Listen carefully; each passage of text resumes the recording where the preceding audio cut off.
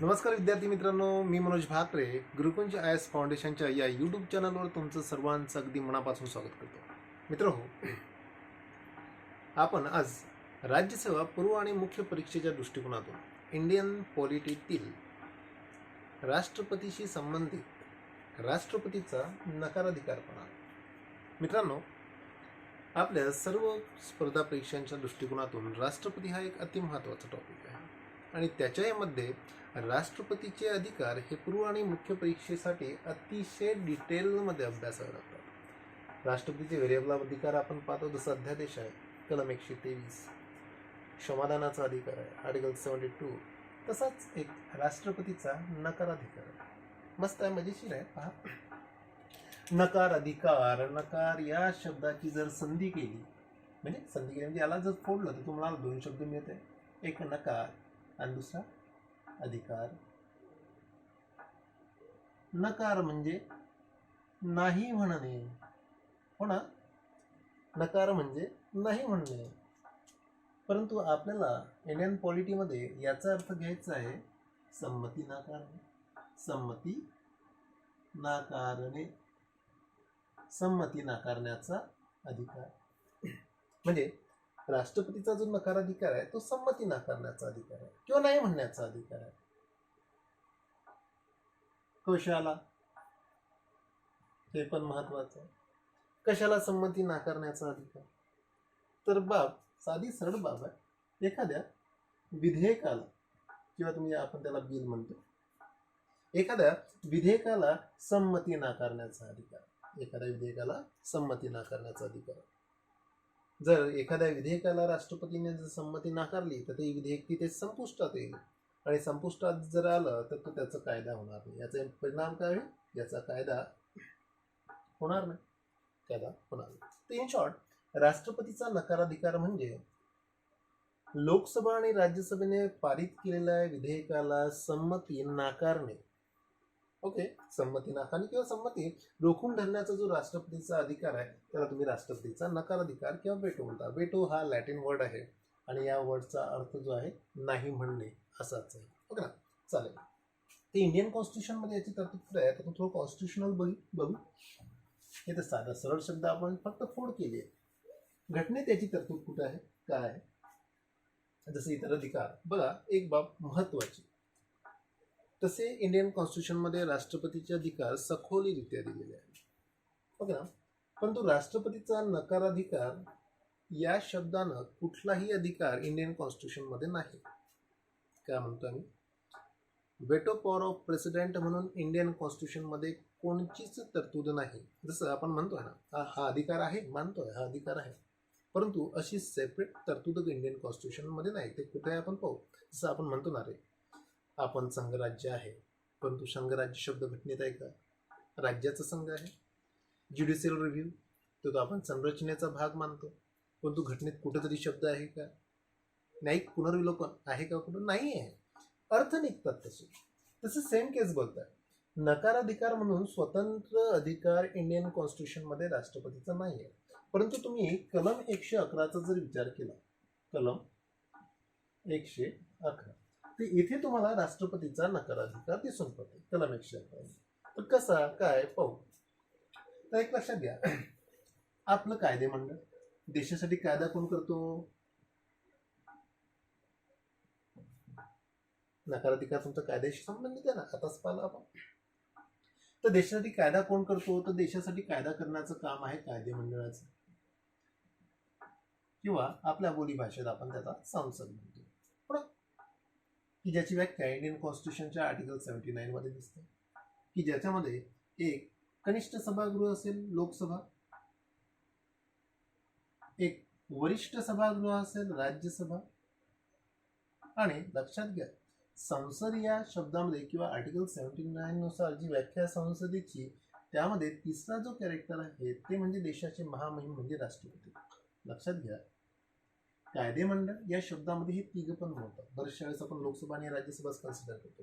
राष्ट्रपती सुद्धा कायदेमंडळाचा अविभाज्य भाग आहे. तर मुद्दा लक्षात घ्या, ज्यावेळेस एखादं विधेयक, बिल, काय असते बिल, किती प्रकारचे असते बिल, ज्यावेळेस सांगतो टॉपिक हो त्यावेळेस पाहू, मस्त मजेशीर आहे. बस इन शॉर्ट मध्ये लक्षात घ्यायचं इथं फक्त हा अधिकार.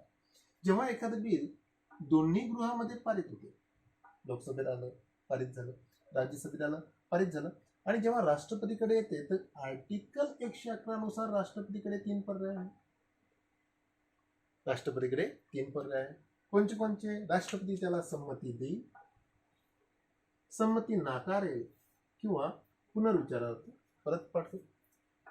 संमती देईल, संमती नाकारेल किंवा पुनर्विचारार्थ परत पाठवेल.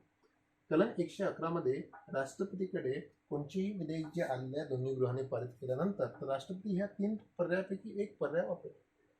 तर संमती देईल, जर दोन्ही विधेयकाला जर राष्ट्रपतीने संमती दिली तर याचं रूपांतर कायद्यात होईल. पण हा तर नकाराधिकार नाहीये, हा तर होकाराधिकार आहे.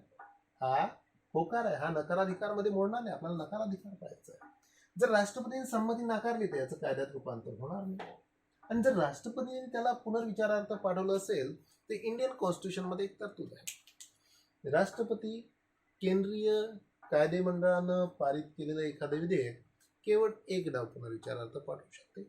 चल पुनर्विचारार्थ पाठवलं आणि दोन्ही गृहांनी त्याला विचार करून किंवा न करून पूर्वीच्याच बहुमतानं पारित करून राष्ट्रपतीकडे पुन्हा पाठवलं तर राष्ट्रपतीला त्याला होच म्हणावं लागते. हे कॉन्स्टिट्यूशनल तरतूद आहे. परंतु फिरून आल्यानंतर हो म्हणावं लागते, फिरून आल्यानंतर हो म्हणावं लागते. इथं हा होकार अधिकार आहे. याच्यात सुद्धा थोडासा नकार आहे आणि हे स्पष्ट नकार आहे. ते इंडियन, जर तुम्ही या कलमेचा जर विचार केला तर या 2 बाबी तुम्हाला वेटो दर्शवतो. या 2 बाबी तुम्हाला वेटो दर्शवतात. तर लक्षात येते साधं आणि सरळ आहे. कलम 111 मध्ये नाही म्हणण्याचा किंवा पुनर्विचारार्थ परत पाठवण्याचा जो राष्ट्रपतीचा अधिकार आहे तोच राष्ट्रपतीचा नकाराधिकार आहे. समजते ना? आता हा नकाराधिकार देण्यामागचा उद्देश काय असेल? उद्देश काय असेल तर उद्देश जर बघतो म्हटलं तर आपण असं म्हणू, जर या दोन्ही गृहांनी जर घटनेच्या विरुद्ध किंवा कायद्याविरुद्ध विधेयक पारित केलं असेल,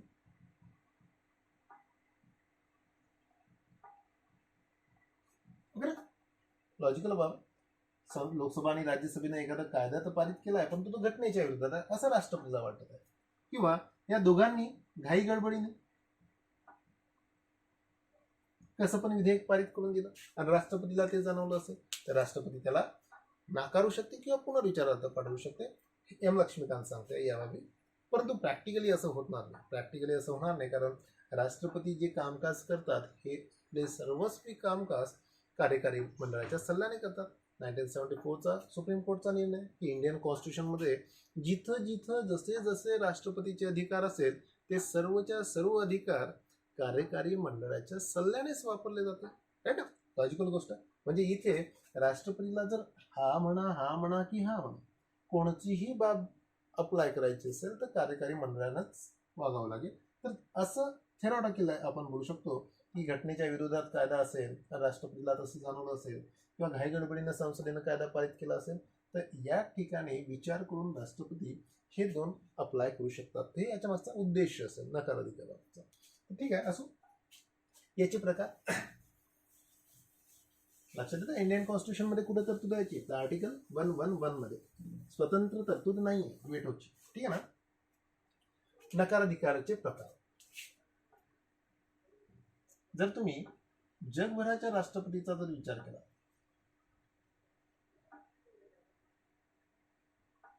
जगभरातल्या राष्ट्राध्यक्षाचा विचार जर केला तर जगभरातल्या राष्ट्रपतीला 4 प्रकारचे नकाराधिकार असू शकतात. त्यापैकी कोणत्या राष्ट्राध्यक्षांना 4ही असेल, कोणाला 3 असेल, कोणाला 2 असेल, तर पॉसिबिलिटी तर 4 नकाराधिकाराची आहे. नंबर 1 पूर्ण नकाराधिकार, त्याला तुम्ही ऍब्सोल्यूट वेटो म्हणता. सेकंड निलंबनात्मक नकाराधिकार, ज्याला तुम्ही सस्पेन्सिव्ह वेटो म्हणता. थर्ड गुणात्मक नकाराधिकार, ज्याला तुम्ही क्वालिटेटिव्ह वेटो म्हणता. नंबर 4 प्रलंबित नकाराधिकार, ज्याला आपण पॉकेट पेटो म्हणतो. म्हणजे जगभराच्या राष्ट्रपतींना हे 4 प्रकारचे नकाराधिकार असू शकतात. एकदम सोपी आहे, सरळ आहे. पूर्ण नकाराधिकार, ॲब्सोल्यूट व्हेटो, निलंबनात्मक नकाराधिकार, गुणात्मक क्वालिटेटिव्ह आणि प्रलंबित पॉकेट व्हेटो. राईट ना. या सर्वांचे अर्थ तुम्हाला माहीत पाहिजे. राज्यसेवेला जोड्याला लावला हा क्वेश्चन आला होता. पूर्ण नकाराधिकार म्हणजे काय? ते एकदम साधं सरळ आहे, समजून घ्या, मस्त मजेशीर आहे. पूर्ण नकाराधिकार म्हणजे काय? तर आपण पाहिला कायदेमंडळ शॉर्टमध्ये, जर एखादं विधेयक दोन्ही गृहांनी पारित केलं आणि राष्ट्रपतीकडे आलं आणि राष्ट्रपतीने त्याला नाही म्हटलं, आपल्याकडे कलम 111 नुसार 3 चॉईसेस होते, हो, नाही आणि हे. हा तर नकाराधिकार नाहीच. हे दोघं जण वेटोमध्ये मोडतात. मग या 2 ऑप्शनपैकी हे जर ऑप्शन राष्ट्रपतींना अप्लाय केला तर त्यावेळेस राष्ट्रपतींनी पूर्ण नकाराधिकाराचा अवलंब केला असं आपण म्हणू. हे मला लिहून नाही देत, फक्त समजून घ्या. जेव्हा दोन्ही गृहांनी विधेयक पारित केलं, डायग्राम मध्ये लक्षात घ्या, याही गृहांनी पारित केलं आणि याही गृहांनी पारित केलं आणि हे विधेयक राष्ट्रपतीकडे आलं आणि राष्ट्रपतींनी कलम 111चा अवलंब करून जर त्याला संमती नाकारली तेव्हा राष्ट्रपतीने पूर्ण नकाराधिकाराचा अवलंब केला असं आपण म्हणू. याचा परिणाम काय होईल? याचा परिणाम कायदा बनणार नाही, विधेयक तिथेच संपुष्टात येईल. याचा परिणाम काय होईल? विधेयक तिथेच संपुष्टात येईल, कायदा बनणार नाही. ठीक आहे. असो, केव्हा राष्ट्रपती याचा अवलंब करेल रे? केव्हा करेल? दोन्ही गृहांनी एखादं विधेयक पारित केलं आणि राष्ट्रपती त्याला नाकारताय, केव्हा नाकारेल? याची पॉसिबिलिटी काय काय? जर एखादं खाजगी विधेयक असेल, जर ते विधेयक जे मांडलेलं आहे ते खाजगी विधेयक असेल, म्हणजे इन शॉर्ट जर सांगायचं झालं तर आपण मानतोय की मंत्री वगळता इतर सदस्यांनी जे मांडलेले विधेयक असते ते खाजगी विधेयक असते. म्हणजे इनडायरेक्टली तुम्ही असं म्हणू शकता की सरकारी पक्ष, कारण सरकारी पक्षातलं विधेयक मांडायचं असेल तर आपल्याकडे भरभक्कम मंत्री आहे, पर्टिक्युलर त्या मंत्रालयाचा मंत्री ते विधेयक मांडेल, परंतु ऑपोजिशनमध्ये तर मंत्री नाही. म्हणजे जर एखादं खाजगी विधेयक असून तर कुणाचं असेल तर अपक्षाचं असेल, है ना, अपोजिशनचं असेल. तर मग असं बरेचशा वेळेस होतंय की एखादं विधेयक अपोजिशनवाल्यानं मांडलं तर अपोजिशनवाल्याचं लोकसभेत बहुमत नसते. तर बरेचशा वेळेस असं होते, राजकीय कारणास्तव सरकारी पक्ष सुद्धा त्याला विरोध करू शकत नाही. मग अशा केसमध्ये ते लोकसभेतही पारित होऊन जाते, राज्यसभेतही पारित होऊन जाते आणि कार्यकारी मंडळाकडे एक शस्त्र असतं ना, दोन्ही गृहात पारित केल्यानंतर ते राष्ट्रपतीला म्हणेल की संमती देऊ नका. म्हणजे एक पॉसिबिलिटी ही आहे की जेव्हा ते विधेयक खाजगी विधेयक असते तेव्हा राष्ट्रपती याचा वापर करू शकतात. एक पॉसिबिलिटी हे पण आहे, जर लोकसभा विसर्जित झाली असेल,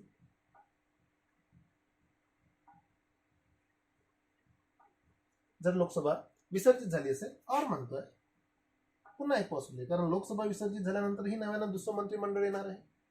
आणि आणखी एक पॉसिबिलिटी ही सुद्धा आहे, जर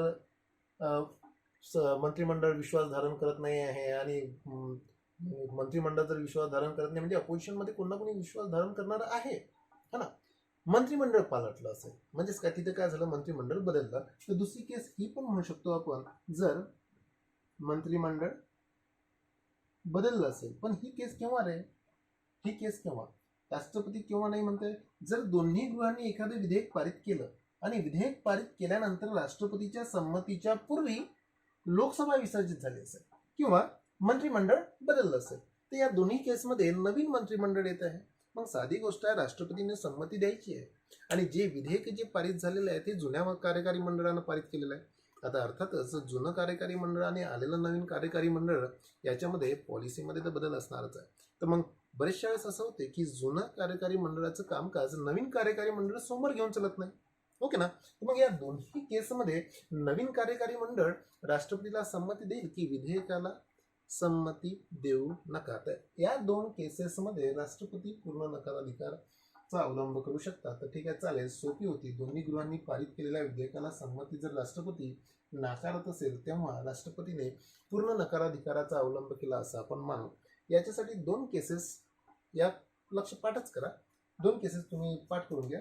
की आतापर्यंत भारतामध्ये केव्हा केव्हा राष्ट्रपतीने पूर्ण नकाराधिकाराचा अवलंब केला, तर first time 1954मध्ये doctor Rajendra Prasad साहेबांनी पेप्सू विनियोजन विधेयकासाठी पूर्ण नकाराधिकार वापरला होता. याच्या मागची स्टोरी खूप मोठी मजेशीर स्टोरी आहे. जशी जर या पेप्सू राज्यामध्ये म्हणजे तत्कालीन म्हणजे जे आताच पंजाब आहे तत्कालीन PEPSU Patiala east Punjab state union आहे, राज्य आणीबाणी लागली होती आणि राज्य आणीबाणी लागल्यामुळे त्या राज्यासाठी कायदे करण्याचा अधिकार संसदेकडे आला. संसदेनं तेथील अर्थ म्हणजे जे तिथला आपला आपण हे म्हणतो ना अर्थसंकल्प, त्यामधला जो विनियोजन विधेयक होतं ते विधेयक पारित झालं आणि राष्ट्रपतीच्या संमतीच्या पूर्वी कार्यकारी मंडळाने पेप्सू या राज्यातील राज्य आणीबाणी उठवली. आता राज्य आणीबाणी उठवली म्हणून याचा काही उपयोग ठरला नाही, म्हणून राष्ट्रपतीने याला संमती दिली नाही, देण्याचं कामच पडलं नाही. अरे संमती देण्याचं काम पडलं नाही म्हणजे योगायोग असं झालं की राष्ट्रपतीने पूर्ण नकाराधिकाराचा वापर केला. एक सेकंड केस 1991 मध्ये आर व्यंकटरमण या राष्ट्रपतीने पूर्ण नकाराधिकाराचा अवलंब केला होता. यावेळेस संसद सदस्यांची वेतन, भत्ते, पेन्शन बिल या बिलासाठी आर व्यंकटरमणांनी पूर्ण नकाराधिकाराचा अवलंब केला. इथे जी केस आहे ती ही केस आहे. म्हणजे 1991 मधलं चंद्रशेखर सरकार कोसळलं आणि लोकसभा विसर्जित झाली. बेसिकली 1991 मध्ये केंद्र सरकार ने दोन्ही गृहांमध्ये विधेयक पारित करून घेतलं, परंतु राष्ट्रपतीच्या संमतीच्या आधीच लोकसभा विसर्जित होऊन बसली. आता लोकसभा विसर्जित होऊन बसली तर नवीन जे सरकार आलं 1991 मधलं तेच पी.व्ही. नरसिंहराव सरकार, त्यांनी या विधेयकाला संमती किंवा ते विधेयकाला संमती देण्याचं राष्ट्रपतीला सांगितलंच नाही, ओके ना, किंवा नाकारण्याचा सल्ला दिला असेल. त्यामुळे 1991 मध्ये सेकंड टाइम आर व्यंकटरमण यांनी पूर्ण नकाराधिकाराचा वापर केला असं आपण म्हणू. तर हे होतं पूर्ण नकाराधिकार. समोर चला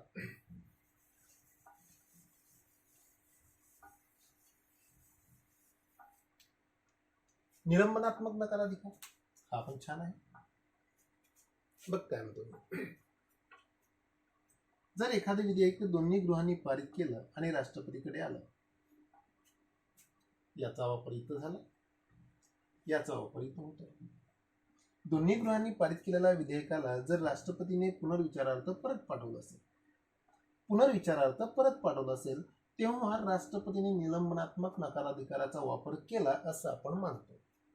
दोन्ही गृहांनी पारित केलेल्या विधेयकाला जर राष्ट्रपतीने पुनर्विचारार्थ परत पाठवलं असेल तेव्हा राष्ट्रपतीने निलंबनात्मक नकाराधिकाराचा वापर केला असं आपण मानतो.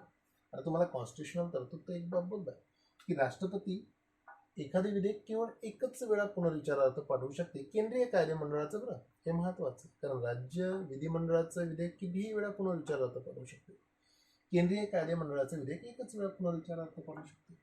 मग ते विधेयक पुनर्विचारार्थ परत आलं, दोन्ही गृहांनी त्याच्यावर विचार केला आणि पुन्हा विचार केला किंवा नाही केला, पुन्हा त्याच बहुमतानं पारित करून परत राष्ट्रपतीकडे पाठवलं, तर इथे राष्ट्रपतीला त्याला संमती देणे बंधनकारक आहे, म्हणजे त्याचं कायद्यात रूपांतर होईल. मग हा नकाराधिकार कसला, तर हा नकाराधिकार आहे एक प्रकारचा, कारण दोन्ही गृहांनी पारित केलेल्या विधेयकाला काही काळासाठी का होईना नाकारलेलं आहे.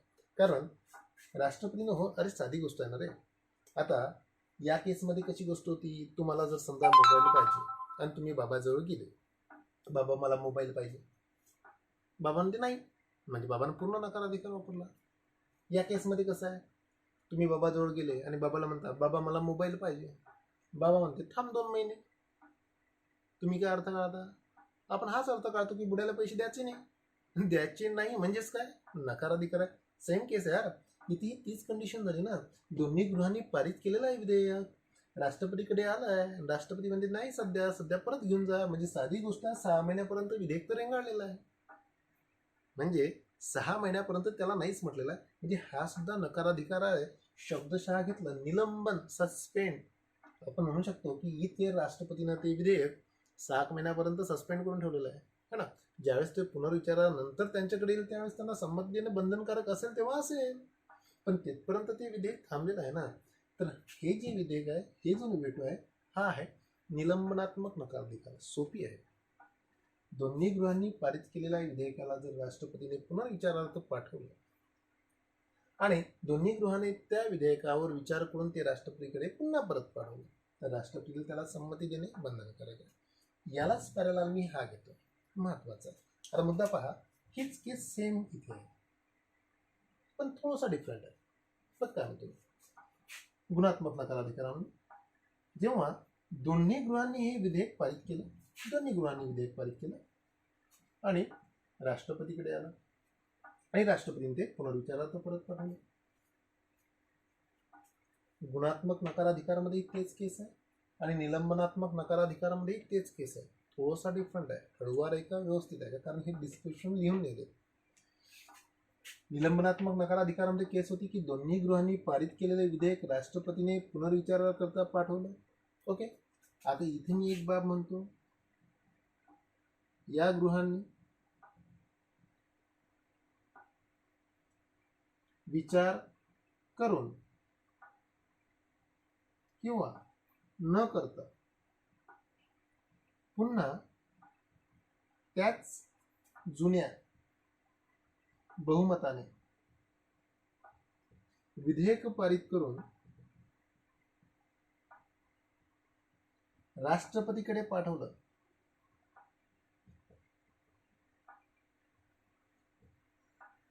तरी राष्ट्रपतीला संमती देणे बंधनकारक आहे. म्हणजे राष्ट्रपतीने पुनर्विचारार्थ पाठवलं होतं, परंतु या दोन्ही गृहांनी त्याच्यात विचार केलाय असेल किंवा नसेलही केला, जसं आलं तसंच साध्या बहुमतानं किंवा ज्या जुनं बहुमत असेल तेच जुन्या बहुमतानं, तर मी मानतो इथं की साध्या बहुमतानं. ओके. साध्या बहुमतानं पारित केलं आणि डबल राष्ट्रपतीकडे ढकलून दिलं की त्या राष्ट्रपतीला होस्ट म्हणा लागते.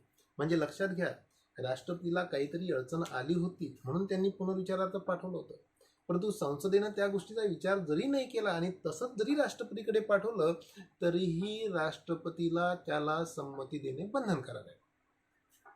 हे आहे निलंबनात्मक नकाराधिकार. इथं फक्त टाइम सस्पेंड झालेला आहे. राष्ट्रपती त्याला रोखू शकलेले नाहीये, केवळ तो सस्पेंड झाला, टाइम थोडा निलंबित झाला, बाकी काहीच नाही झालं. गुणात्मक नकाराधिकार हा पण असाच आहे थोडासा. दोन्ही गृहांनी पारित केलेले विधेयक ज्यावेळेस राष्ट्रपतीकडे येते, राष्ट्रपती ते जेव्हा त्यांना ते विधेयक दोन्ही गृहाकडे पुनर्विचारार्थ पाठवते. इथे पाच केस आहे. आता दोन्ही गृहाकडे परत आल्यानंतर या दोन्ही गृहाला ते विधेयक विचार करून किंवा विचार न करता आधीच्या बहुमतापेक्षा अधिक बहुमताने, बघा काय म्हणजे, आधीच्या बहुमतापेक्षा अधिक जास्त बहुमताने पारित केले तरच राष्ट्रपतीवर संमती देणे बंधनकारक आहे. समजते? दोघांमध्ये फरक आहे, जो डिफरन्स आहे तोच मी लिहून दिला. दोन्हीमध्ये कॉमन बाब आहे. दोन्हीमध्ये कॉमन बाब आहे की दोन्ही गृहांनी पारित केलेले विधेयक राष्ट्रपती परत पाठवतात. इथे दोन्ही गृहांनी पारित केलेले विधेयक राष्ट्रपती परत पाठवतात. आता या गृहांनी विचार करून किंवा न करून आधीच्याच बहुमतानं पारित केलं, साध्या बहुमतानं राष्ट्रपतीकडे जर पाठवलं तर राष्ट्रपतीला संमती देणे बंधनकारक आहे. सेम केस इथं थोडं डिफरंट आहे. दोन्ही गृहांनी पारित केलेले विधेयक राष्ट्रपतीकडे आल्यानंतर राष्ट्रपतीने पुनर्विचारार्थ पाठवल्यानंतर जर ते दोन्ही गृह आधीच्या बहुमतापेक्षा जर जास्त बहुमतानं ते विधेयक पारित करत नसेल तर राष्ट्रपतीला संमती देण्याचं बंधन नाही. म्हणजे याच्यात खरोखर क्वालिटी आहे. इथं फक्त टाइम सस्पेंड आहे. इथं क्वालिटी आहे, इथं टाइम सस्पेंड आहे. ही भारताची केस आहे, म्हणजे भारताच्या राष्ट्रपतीची केस आहे. ही केस भारताच्या राष्ट्रपतीला नाही तर अमेरिकेच्या राष्ट्रपतीला. लक्षात घ्या. असू द्या, परीक्षेच्या दृष्टिकोनातून भारताच्या राष्ट्रपतीला कोणचा नकाराधिकार नाही आहे, तर गुणात्मक किंवा क्वालिटेटिव्ह व्हेटो हा भारताच्या राष्ट्रपतीला नाही आहे, कारण इंडियन कॉन्स्टिट्यूशनमध्ये अशी तरतूदच नाही आहे. इंडियन कॉन्स्टिट्यूशनमध्ये अशी तरतूद आहे. समजतं? सोपी आहे हा. तर हा गुणात्मक नकाराधिकार अमेरिकेच्या राष्ट्रपतीला आहे, भारताच्या राष्ट्रपतीला नाही. देन प्रलंबनात्मक नकाराधिकार. प्रलंबनात्मक नकाराधिकार तर किंवा पॉकेट व्हेटो. आता असं होते ना, आपल्याकडे कसे हे दोन ऑप्शन होते, हे दोन ऑप्शन इथे दोन ठिकाणी संपले, या 3 ठिकाणी हे दोन ऑप्शन संपले, त्यापैकी हे तर राष्ट्रपतीला आहेच नाही, हे दोन्ही ऑप्शन संपले. आता तिसरा ऑप्शन तर इथं नाही आहे आणि एक व्हेटो शिल्लक राहिलेला आहे, पॉकेट. पण याचाही शब्द किंवा प्रलंबित, मराठी शब्द लक्षात घ्या. प्रलंबित म्हणजे तसंच पडलेलं आहे, पॉकेट म्हणजे खिशात ठेवून गेला ते तसेच पडलेले आहे असा अर्थ मिळतो. मग जेव्हा दोन्ही गृहांनी विधेयक पारित केलं आणि राष्ट्रपतीकडे आलं, तेव्हा एखादं विधेयक दोन्ही गृहांनी पारित केलं आणि राष्ट्रपतीकडे आलं आणि राष्ट्रपती याच्यावर होय म्हणत नाही, नाही म्हणत नाही आणि पुनर्विचारार्थ परत घेऊन जाय असंही म्हणत नाही. म्हणजे राष्ट्रपती तीनही पर्याय, म्हणजे राष्ट्रपती हे बंधन थोडी आहे की 3 ऑप्शनपैकी तुम्हाला एक ऑप्शन निवडाच लागते, असं काही बंधन नाही. ओके ना. बघा, पॉकेट व्हेटो म्हणजे काय, एखादं विधेयक दोन्ही गृहात पारित झाल्यानंतर राष्ट्रपतीकडे आल्यानंतर राष्ट्रपती त्याला होकारही देत नाही, नकारही देत नाही आणि पुनर्विचारार्थ परतही पाठवत नाही. म्हणजेच काय, तर एकंदरीत राष्ट्रपती त्याच्यावर कोणची ॲक्टिव्हिटीज किंवा ॲक्शनच घेत नाही. तर म्हणजेच काय, इथं आपल्याला हेच दिसतंय की राष्ट्रपतींना ते विधेयक तसंच प्रलंबित ठेवलेलं आहे. ओके ना. आणि इंडियन कॉन्स्टिट्यूशनमध्ये राष्ट्रपतीवर कुठेही काही असं बंधन दिलं नाही की 3 पैकी एक ऑप्शन सिलेक्ट करायचं. तर या केसमध्ये राष्ट्रपतीनं पॉकेट व्हेटो वापरला असं आपण म्हणू. ओके ना. होय नाही, नाही नाही आणि परत घेऊन जाय असंही नाही. तर या केसमध्ये राष्ट्रपतीने पॉकेट व्हेटो वापरला असं आपण मानू. अशी आपल्या भारतामध्ये एक केस झाली आहे 1986 मध्ये. ज्ञानी झैल सिंग यांनी या 1986 मध्ये हा व्हेटो वापरलेला आहे. ॲक्च्युली याची हिस्ट्री अशी होती की तत्कालीन राजीव गांधी सरकारनं पोस्टल बिल मांडलं होतं की ज्याच्यामध्ये मुद्रण स्वातंत्र्यावर थोडीफार बंधने आली होती. आता स्वातंत्र्यावर बंधने आली, मुद्रण स्वातंत्र्यावर बंधने आल्यामुळे त्याच्यावर खूप मोठ्या प्रमाणात टीका झाली. तर विधेयक तर दोन्ही गृहातून निघून गेलेलं आहे, आता त्याला जर संमत करतो आणि देशभरामध्ये त्याला विरोध चालू आहे, तर मग उगाच सरकार विरोधात नाराजी निर्माण होते. तर तत्कालीन सरकारनं या विधेयकाला राष्ट्रपतीला संमती देण्याचंही म्हटलं नाही, नाकारण्याचंही म्हटलं नाही आणि पुनर्विचारार्थ परतही पाठवण्याचं म्हटलं नाही. तर एकंदरीत ते विधेयक तसंच पडलं राहिलं म्हणजे प्रलंबित राहिलं किंवा पॉकेट व्हेटो वापरला असं आपण म्हणू.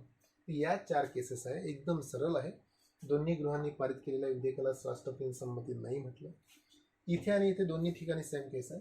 दोन्ही गृहांनी पारित केलेल्या विधेयकाला राष्ट्रपतींना पुनर्विचारार्थ परत पाठवलं, परंतु थोडा डिफरंट येते.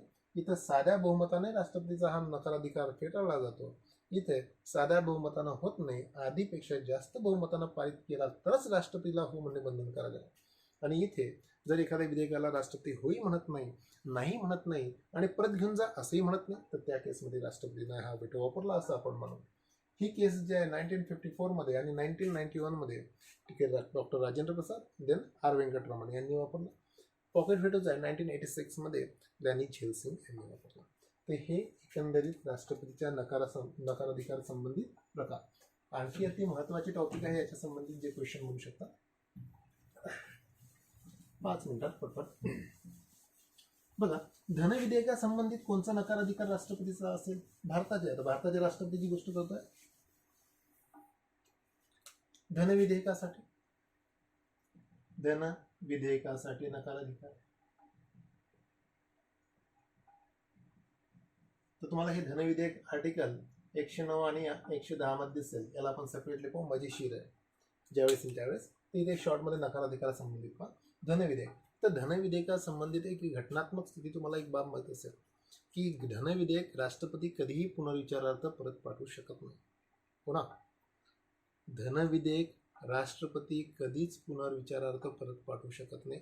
धनविधेयकाला राष्ट्रपती एक तर हो म्हणेल किंवा नाही म्हणेल, हो म्हणेल किंवा नाही म्हणेल. कारण आपण पाहतो की धनविधेयक राष्ट्रपतीच्या पूर्वसंमतीनेच मांडलं जाते आणि पूर्वसंमतीने मांडलं जाते बरोबर आहे ना. आता पहिलेच मी सांगितलं हो, आणि डबल विधेयक पारित झाल्यानंतर पुन्हा माझ्याकडे आल्यावर मी काय नाही म्हणू शकतो काय? अरे पहिलेच तर हो म्हटलं होतं, है ना. त्यामुळं ते परत घेऊन जा असं कधी म्हणू शकत नाही. तर धनविधेयक याला राष्ट्रपती हो म्हणेल किंवा नाही म्हणेल. तर वेटोच्या संबंधित जर बघतो म्हटलं तर पुनर्विचारार्थ परत पाठवू शकत नाही, है ना. पुनर्विचारार्थ परत पाठवू शकत नाही. आता मला सांगा, असा कोणता वेटो आहे की जो पुनर्विचारार्थ परत पाठवण्याशी संबंधित आहे? निलंबनात्मक नकाराधिकार. म्हणजे धनविधेयकासंबंधी राष्ट्रपती निलंबनात्मक नकाराधिकार वापरू शकत नाही. म्हणजे धन विधेयकासंबंधी राष्ट्रपती निलंबनात्मक नकाराधिकार वापरू शकत नाही. म्हणजेच काय, तिथे नाही काय समजा. म्हणजेच काय, राष्ट्रपती तुमचा पहिला जो पारा तुम्ही पूर्ण नकाराधिकार वापरू शकते, पूर्ण नकाराधिकार वापरू शकते, पॉकेट वेटो वापरू शकते धनविधेयकासाठी. ओके, पण तुम्ही निलंबनात्मक नकाराधिकार वापरू शकत नाही.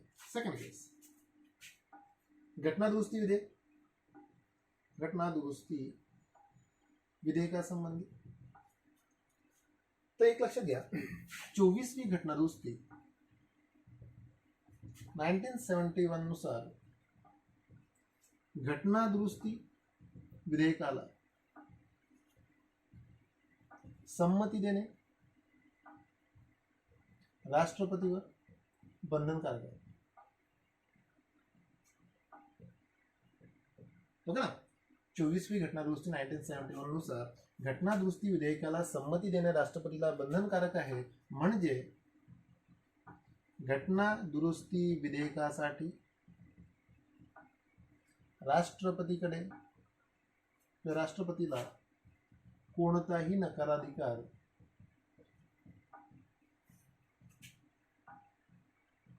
वापरता येत नाही. पट्टे महत्वाचं आहे. जे आधीच्या केसेस पहिल्या सामान्य विधेयकासाठी होत्या. धनविधेयकात निलंबनात्मक नकाराधिकार वापरू शकत नाही. घटनादुरुस्ती विधेयकात कोणताच नकाराधिकार वापरू शकत नाही. काऊन तर त्यांच्यावर बंधनकारक केलं आहे 24व्या घटनादुरुस्तीनुसार की घटना. कारण साधी गोष्ट आहे, घटनादुरुस्ती विधेयक म्हणजे ऑलरेडी विशेष बहुमताचं विधेयक किंवा बऱ्याचशा ठिकाणी अर्ध राज्याची संमती सुद्धा लागते. आणि एवढ्या मेहनत झाल्यानंतर राष्ट्रपतीने जर नाही म्हटलं तर वांधा. त्याच्यापेक्षा घटनेतच बदल करून आपण घटनादुरुस्ती विधेयकाला राष्ट्रपतींना संमती देणे बंधनकारक केलेलं आहे. देन आणखी एक विधेयक राहते, राष्ट्रपतीकडे येते, राज्यांची विधेयक. ही पण मजेशीर बाब आहे, बराच वेळ झाला. तर राज्यांची विधेयक तुम्हाला माहित असेल, जशी राष्ट्रपतीची केस आहे सेम खाली राज्यपालाची केस आहे. राज्य विधिमंडळाने पारित केलेले विधेयक म्हणजे राज्य विधानसभा आणि असली ते विधान परिषद या दोन्ही गृहांनी ज्यावेळेस एखादं विधेयक पारित केलं तर कलम 200 नुसार ते राज्यपालाकडे येते, आहे ना. विधानसभा आणि विधान परिषदेने एखादं विधेयक पारित केलं तर त्याचं कायद्यात रूपांतर होण्याकरिता राज्यपालाची संमती लागेल. तर ती जी तरतूद आहे ती आर्टिकल 200 मध्ये आहे. तर तिथे राज्यपालाकडे 4 ऑप्शन असतात. जसं इथे राष्ट्रपतीकडे 3च ऑप्शन होते, राज्यपालाकडे 4 ऑप्शन असतात. लक्षात घ्या, मी लिहितो नाही, फक्त बोर्डवर बोलतोय. राज्यपालाकडे 4 ऑप्शन असतात. ते हो म्हणू शकतात, ते नाही म्हणू शकतात, ते पुनर्विचारार्थ परत पाठवू शकतात, आणि त्यांच्याकडे एक आणखी ऑप्शन आहे, तो म्हणजे ते राज्याचं विधेयक राष्ट्रपतीच्या संमतीसाठी राखून ठेवू शकतात कलम 200 नुसार. ओके ना. इंडियन कॉन्स्टिट्यूशनमध्ये बऱ्याचशा ठिकाणी अशा तरतुदी आहेत. बरेचसे असे विधेयके आहे की जे राज्यपालाला राष्ट्रपतीच्या संमतीसाठी राखून ठेवावेच लागतात. फॉर एक्झाम्पल, मूलभूत हक्कात थोडाफार बदल होणारा एखादा विधेयक राज्याने पारित केलं असं राज्यपालाला वाटत असेल तर ते राखून ठेवू शकतात. उच्च न्यायालयाच्या अधिकार क्षेत्रामध्ये काही बदल होणारे विधेयक असेल तर राखून ठेवू शकतात. काय हे आपण सगळं पाहणारच येईलच तुम्हाला. तर ते विधेयक राज्यपालाने राष्ट्रपतीच्या संमतीसाठी राखून ठेवलं म्हणजे ऑप्शन 4चा अवलंब केला तर कलम 201 नुसार त्या राज्य विधेयकासाठी राष्ट्रपतीकडे सुद्धा 3 ऑप्शन आहे. हो म्हणेल, नाही म्हणेल किंवा पुनर्विचारार्थ परत पाठवेल.